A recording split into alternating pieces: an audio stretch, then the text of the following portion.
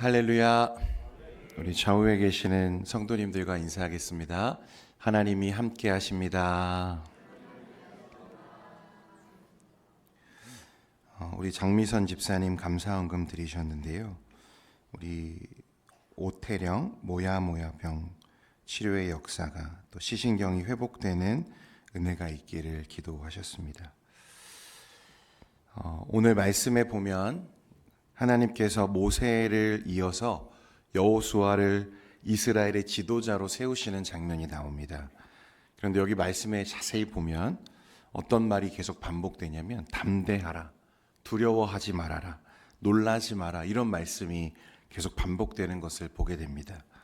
성경에서 이 반복은 강조의 의미가 늘 있습니다. 담대하라라고 반복하셨다면 반대로 지금 여호수아의 마음이 어떻다는 것을 우리가 알 수 있는 거죠. 두려워하고 또 걱정하고 근심하는 마음이 있다는 것을 알 수 있습니다. 여러분, 사실 여호수아는 평소에 그런 두려움이 많거나 걱정이 많은 사람은 아닙니다. 잘 아시지만 그로부터 40년 전에 가나안 땅을 정탐할 때 다른 10명의 정탐꾼은 전부 겁에 질려서 부정적인 의견을 쏟아냈지만 오직 여호수아와 갈렙은 어땠습니까? 저들은 우리 밥이다. 하나님이 우리와 함께 하시면 능히 우리가 이길 수 있다. 이렇게 용감하게 말했던 사람이 여호수아입니다. 그런 여호수아가 두려워할 일이 과연 무엇인가? 오늘 1절 말씀에 보면 모세가 어떻게 되었냐면 모세가 이미 죽었다고 말씀합니다. 1절에 여호와의 종 모세가 죽은 후에 여호와께서 모세의 수종자 눈의 아들 여호수아에게 말씀하여 이르시되. 여러분, 모세는 신명기 34장 10절에도 나오지만 이스라엘의 모세와 같은 선지자가 다시 일어나지 못했다, 이렇게 말씀합니다. 그러니까 그는 하나님이 세운 지도자이면서 숱한 표적과 능력을 온 이스라엘과 애굽 땅에서 행했던 굴지의 지도자입니다. 이스라엘 사람들에게 모세는 그냥 보통 지도자가 아니라 절대적인 인물이고 신과 같은 인물로 여겨지는 거죠. 홍해를 가르고 하나님을 대면하여 율법을 받은 사람, 40년 동안 광야에서 그들을 이끌어온 영적인 아버지였습니다. 그 모세를 가장 가까이에서 수종든 자가 누구라고요? 여호수아였어요. 그러니까 모세가 얼마나 큰 사람인지, 사람들에게 모세가 어떤 의미인지 누구보다 잘 아는 사람이 여호수아였습니다. 그렇기 때문에 그런 지도자 모세의 죽음은 그에게 있어서 가장 큰 두려움으로 지금 찾아오는 거죠. 또한 모세 다음이라고 하는, 모세의 뒤를 이어서 이스라엘을 이끄는 영적인 지도자가 되어야 한다는 사실 자체가 너무나 두려운 일이었다는 것입니다. 이제 그들을 이끌고 가나안 정복이라고 하는 이 민족의 과업을 이루기 위해서 지도자로 서야 하는데 그 시간이 너무나 두렵게 다가오는 것입니다. 예전에 한 목사님이 간증하시는 걸 제가 들은 적이 있는데 참 인상적이었습니다. 이 목사님은 작은 교회에 부임하셔서 빠른 시간 내에 교회를 성장시키신 아주 능력 있는 목사님이셨어요.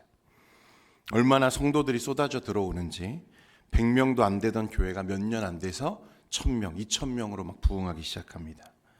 그래서 목사님은 이제 더 큰 비전과 또 방향을 꿈꾸면서 이제 10,000명 교회로 성장시키기 위한 준비에 막 돌입하던 시점이었어요.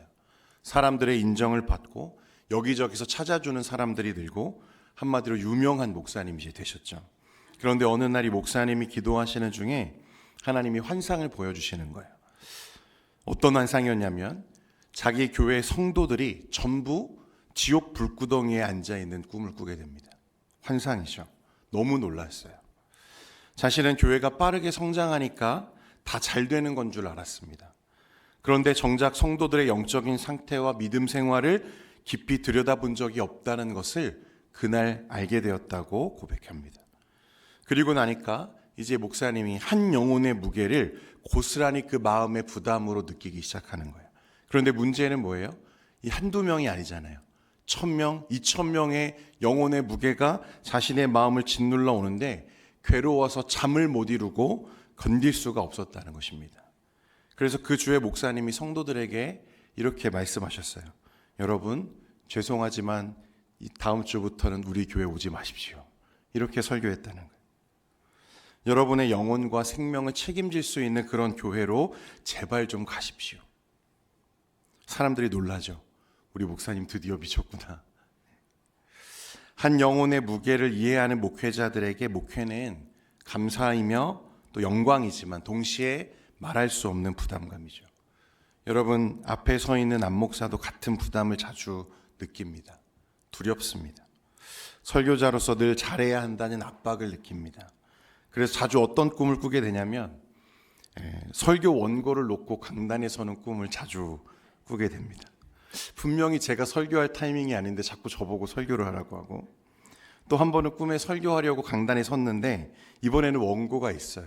마음에 부담이 없었습니다. 그런데 설교를 하려는데 갑자기 강단이 저쪽으로 도망을 가는 거예요. 강대상이 옮겨져요. 그래서 다시 그쪽으로 가서 설교를 하려고 했더니 이쪽으로 또 강단이 도망가요. 땀을 흘리다가 잠을 깼습니다. 설교 자리가 아직도 부담스러운 거죠.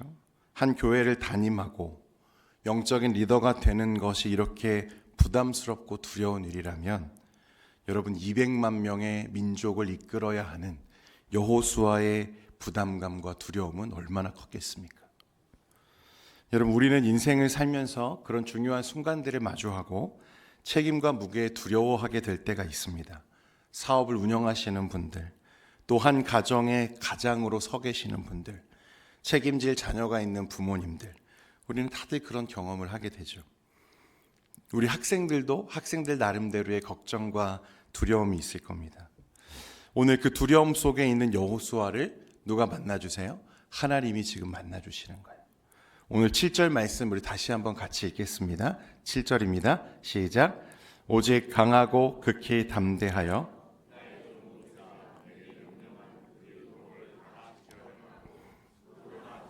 치우치지 말라. 그리하면 어디로 가든지 형통하리니. 아멘. 하나님은 여호수아에게 좀 강해져라, 능력을 키워라, 그렇게 말씀하지 않으시고 뭐라고 말씀하십니까? 율법을 지켜 행하라, 이렇게 말씀하세요. 그리고 8절에 보면 이 율법책을 내 입에서 떠나지 말게 하며 주야로 그것을 묵상하여 그 안에 기록된 대로 다 지켜 행하라. 그리하면 내 길이 평탄하게 될 것이며 내가 형통하리라. 여러분, 여호수아가 지금 두려워하고 있는 이유는 무엇입니까? 모세의 뒤를 이어야 해서 아닙니까? 여러분, 모세는 어떤 사람이죠? 손을 들면 홍해가 갈라져요. 반석을 내리치면 그곳에서 물이 막 나와요. 모세가 손을 들면 이기지 못할 전쟁도 이기는 거죠. 모세가 가는 곳마다 하나님의 역사가 일어났다는 것입니다. 그런데 자신은 어떻죠? 그런 능력 있나요? 여호수아에게도 그런 능력이 있습니까? 없는 거죠. 그래서 두려운 거예요. 난 아무것도 아니라는 생각, 내가 작아 보이는 그런 순간들. 하나님은 여호수아에게 내 율법을 주야로 묵상하고 좌로나 우로나 치우치지 말라. 누구처럼 그렇게 하라는 거예요? 모세처럼 그렇게 하라는 거예요. 모세가 그러했던 것처럼 여호수아야, 너는 내 말씀을 가까이 하고 그것을 중심으로 삼아서 좌로나 우로나 치우치지 말고 오직 그 중심을 따라, 말씀을 따라 행하라 라고 말씀하시는 거예요. 그리하면 어떻게 하신다는 거예요? 내 길이 평탄하게 될 것이며 내가 형통하리라. 내가 내게 명령한 것이 아니냐? 강하고 담대하라. 두려워하지 말며 놀라지 말라. 내가 어디로 가든지 내 하나님 여호와가 너와 함께 하시느니라 하시니라. 할렐루야. 내가 어디로 가든지 내 하나님 여호와가 너와 함께 하신다는 거예요. 사랑하는 성도 여러분, 그리고 학생 여러분, 여러분, 어떤 사람과 하나님이 함께 하시는 거예요? 말씀이 중심이 되어 있는 사람과 하나님이 함께 하시는 줄 믿으시기를 바랍니다. 세상이 어떠하든지 좌로나 우로나 치우치지 않고 그 말씀의 기준 위에 서 있는 사람, 그런 사람과 하나님은 늘 함께 하신다고 약속하신다는 거예요. 여러분, 이 말씀은 여호수아에게만 주시는 약속이 아닙니다. 이사야 41장 10절 말씀에도 보면 두려워하지 말라, 내가 너와 함께 함이라. 놀라지 말라, 나는 내 하나님이 되리라. 내가 너를 굳세게 하리라. 참으로 너를 도와주리라. 참으로 나의 의로운 오른손으로 너를 붙들리라 말씀하시죠. 여호수아에게 하셨던 약속과 동일한 약속을 이 바벨론 포로기에 있던 이스라엘 백성들에게도 오늘 하나님이 말씀하시는 거예요. 당시 제국의 지배를 받고 이스라엘 통치를 받고 있던 이스라엘 백성들에게 하나님은 두려워하지 마라. 내가 너희와 함께 한다고 약속하셨어요. 그리고 오늘날 교회와 성도들을 향해서도 같은 약속을 하신 우리 주님의 말씀을 우리가 기억하죠. 마태복음 28장 20절 말씀 같이 읽겠습니다. 시작. 내가 너희에게 분부한 모든 것을 가르쳐 지키게 하라. 볼지어다 내가 세상 끝날까지 너희와 항상. 아멘. 할렐루야. 우리가 말씀을 떠나지 않으며 그 중심으로 하나님을 찾고 좌로나 우로나 치우치지 않으면 하나님이 우리와 함께 하시고 우리를 위해 싸우시는 줄 믿으시기를 바랍니다. 여러분, 그 하나님의 약속, 여호수아에게 이스라엘 백성들에게 주셨던 그 하나님의 약속을 주님이 지키셨을까요? 안 지키셨을까요? 신실하게 지키시죠. 왜냐하면 하나님은 신실하신 하나님이시거든요. 여호수아가 이제 이스라엘을 이끌고 요단강을 도하합니다. 그때 어떤 일이 일어나죠?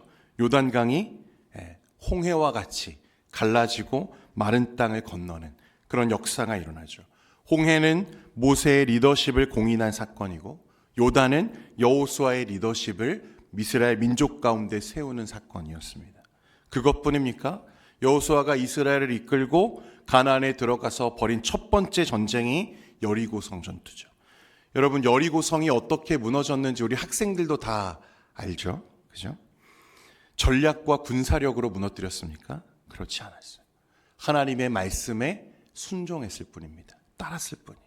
말씀을 붙든 자에게 하나님이 길을 여신다는 것을 하나님이 직접 보여주셨습니다.